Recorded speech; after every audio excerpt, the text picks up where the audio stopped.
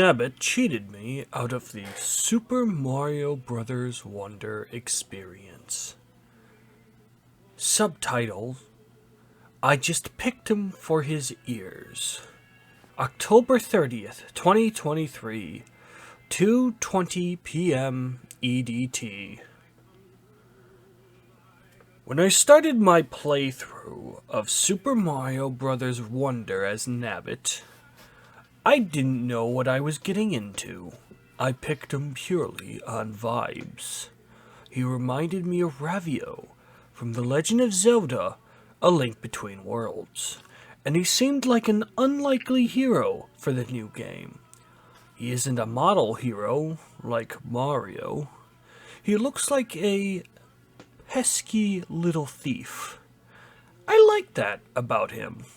That is, until I realized he cheated me out of the traditional Mario experience. I jumped into the game with high hopes.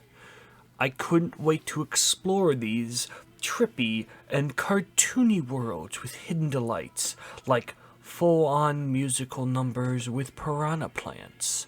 And while the game certainly delivered its fair share of awe-inspiring moments in the early levels, something felt off.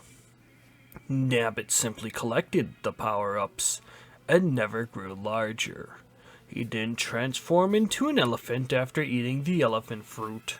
I would inflate the power-up into its balloon form, only for me to jump and have it go back into my inventory. Furthermore, Nabbit seemed eerily unresponsive to the enemies around him. In an earlier level, filled with running bulls, he got pummeled by an entire herd of them and took it like a champ. He just stood there as his character blinked a bit. Still, I tried not to overthink it. I hadn't encountered enemies like this in another Mario game, so I thought maybe they existed to be an obstacle and not something that damaged characters. Concepts like the badges didn't appear until a few levels in, so I figured I just needed to get to the right tutorial. But after a certain point, I couldn't help but wonder, was there something off about Nabbit? Well, as it turns out, Nabbit is special. I didn't know this at first, but Nabbit is one of two characters who doesn't take damage and can't use power-ups in Super Mario Bros. Wonder. The other character is Yoshi, whom you can ride in co-op. Overall, he's a great addition to the game. He serves as a way for people to tweak gameplay, allowing for a greater skill range of players to enjoy the game. On the flip side of that, it means Nabbit might not be the ideal choice if you want to experience Mario with the traditional damage system and power-ups. For my first time playing this game, I didn't get to experience the thrilling highs of transforming into a chunky elephant and saying, "Wowie zowie!"